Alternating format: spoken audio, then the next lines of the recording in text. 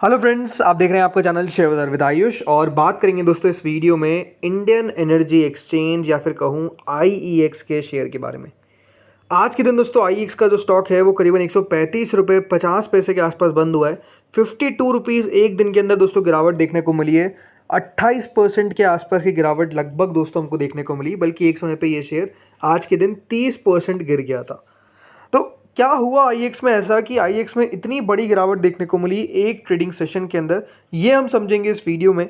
ये भी समझेंगे कि क्या यहाँ से आईएक्स के जो बुरे दिन है, जो ऑलमोस्ट आप कह सकते हैं लास्ट 2 सालों से चल ही रहे, क्या अब और भी बुरा कुछ हमको देखने को मिलेगा। तो आप लोग देखिएगा वीडियो को पूरा ज़रूर, लेकिन उससे पहले अभी तक अगर आपने चैनल को सब्सक्राइब नहीं किया है तो चैनल को ज़रूर सब्सक्राइब कर लीजिएगा। तो दोस्तों आज के दिन कह सकते हैं आईएक्स के शेयर होल्डर्स ने एक बहुत बुरा दिन देखा। अपने आप में कह सकते हैं कोई सोच भी नहीं सकता है कि एक दिन में शेयर इतना बड़ा गिरावट दिखाएगा। हमेशा एक बात ध्यान रखिएगा, जो भी एफएनओ के शेयर्स होते हैं उनमें ये लिमिट नहीं होती है कि वो 20% ही लोअर सर्किट लगेगा। देखिए, जो एफएनओ के शेयर है वो 20% से भी ज़्यादा नीचे गिर सकते हैं, 20% से ज़्यादा ऊपर बढ़ भी सकते हैं। तो ये बात ध्यान रखिए कि 20% की लिमिट यहाँ पे नहीं रहती है।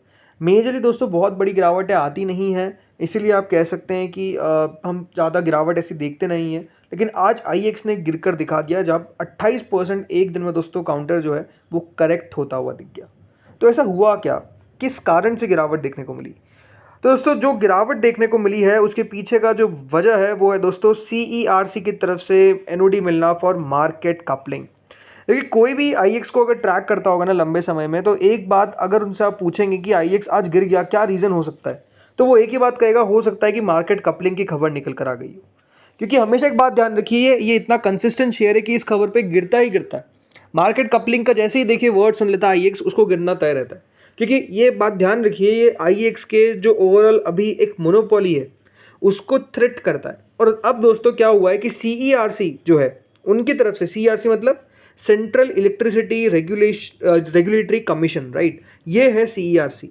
इन्होंने ये फैसला सुना दिया है कि अब मार्केट कपलिंग होती हुई देखने को मिलेगी इंडिया में विद डीएएम यानी डे अहेड मार्केट बाय जनवरी 2026। और ये दोस्तों क्या किया आईएक्स, जैसे मैंने कहा, जो मोनोपोली याद रखिएगा प्राइसिंग में रखता है, याद रखिए ऑलमोस्ट इनके पास 85% मार्केट शेयर है। और वो अब क्या होगा, अब उसको दोस्तों चैलेंज किया जाएगा और वो अब थ्रेट में आ चुका है। तो देखिए, एक ऑफिशियल ऑर्डर जो है वो लेट वेडनेसडे को आया, जिसमें सीईआरसी ने स्टेट किया कि उन्होंने डिसाइड किया है to initiate market coupling in a phased manner. मतलब उन्होंने कहा है कि हम मार्केट कपलिंग को जो है वो एक फेज मैनर में शुरू करेंगे। पहले जो रहेगा फेज, उसमें हम डे अहेड मार्केट क्या होता है दोस्तों, हमेशा एक बात ध्यान रखिए कि जो ओवरऑल एनर्जी एक्सचेंज है आईएक्स, ये करता क्या है, राइट, ये बायर्स और सेलर्स को मिलाता है। क्या करता है, बायर्स और सेलर्स को मिलाता है। सेलर्स कौन हो गए, सेलर्स दोस्तों हो गए इलेक्ट्रिसिटी कंपनीज जैसे टाटा पावर है, राइट। बायर्स कौन हो गए, जो इलेक्ट्रिसिटी को खरीद रहा है। डे अहेड मार्केट मतलब आप खुद समझिए वर्ड से कि एक दिन बाद की बात हो रही है। होता क्या है दोस्तों कि एनर्जी प्राइजेस को सिलेक्ट कैसे किया जाता है कि सेलर्स अपनी वैल्यू बताते हैं कि हम इस दाम पे बेचना चाहते हैं, बायर्स अपने वैल्यू बताता है, फिर उसमें दोस्तों ओवरऑल जो कंपनी है आईएक्स वो एक दाम निकालती है। तो जब दोनों मिलते हैं तो फिर याद रखिए आईएक्स का काम क्या है, आईएक्स एक प्राइस डिटरमाइन करता है, राइट। आईएक्स वो प्राइस डिटरमाइन करता है, फिर उस पर याद रखिएगा ट्रांजैक्शन किया जाता है। अब क्या होने वाला है, अब ये होने वाला है दोस्तों कि जो सीईआरसी है उसने मार्केट कपलिंग की बात कर दी है। मतलब ये है कि अब हर एक्सचेंज में, ये बात ध्यान रखिए, सिर्फ आईएक्स अकेला एक्सचेंज नहीं है, और भी 2-3 एक्सचेंज है जो यहाँ पर आपको काम करते नजर आते हैं मेजरली। मतलब एक्सचेंज बहुत सारे हो सकते हैं। सो होता क्या है दोस्तों कि सेम डिलीवरी, सेम चीज़ की दाम जो है वो हर एक्सचेंज पर अलग अलग मिलती है। तो ये भी अपने आप में एक इंटरेस्टिंग बात है।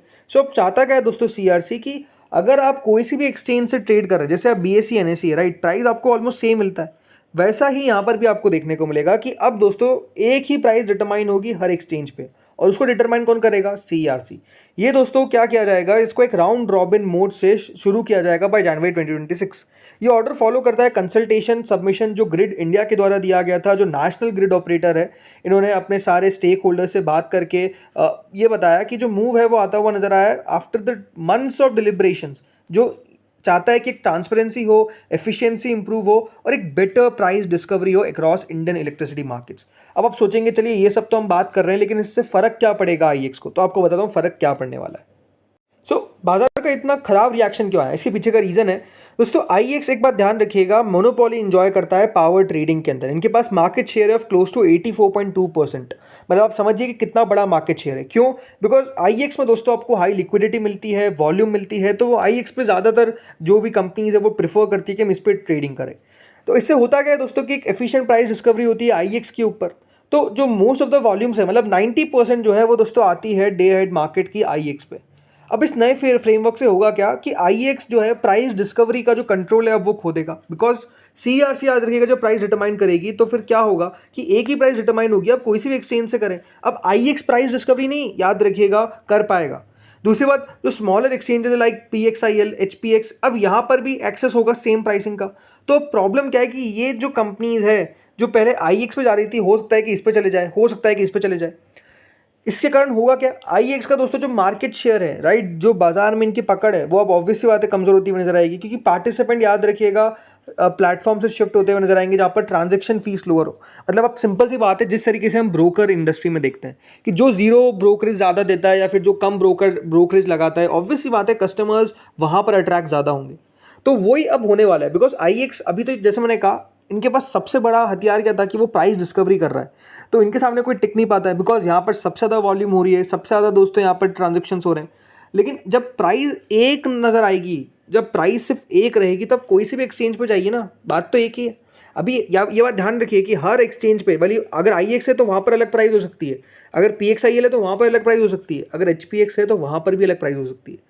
तो वो प्राइसिंग जो है पावर अब खो देगा आईएक्स। इससे होगा क्या, रेवेन्यू, मार्जिन सब पे असर पड़ता हुआ नजर आएगा, क्योंकि जो प्राइसिंग एडवांटेज है वो दोस्तों कंपनी खो देगी, राइट। तो इसके कारण आप समझिए इतना बड़ी गिरावट देखने को मिली है। अब मार्केट कपलिंग से आईएक्स के शेयर पे क्या असर पड़ेगा, ये बात ध्यान रखिए। जैसे मैंने कहा मल्टीपल पावर एक्सचेंजेस इंडिया में, आईएक्स डोमिनेंट प्लेयर है, पीएक्सआईएल एक स्मॉलर एक्सचेंज है, और एचपीएक्स अभी हाल ही में हमको आता हुआ देखने को मिला है।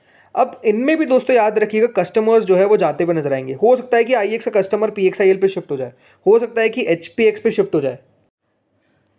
सो अब जैसे मैंने कहा कि इससे फ़र्क क्या पड़ने वाला है कि आईएक्स का दोस्तों जो मार्केट शेयर है वो कंपनी खो देगी।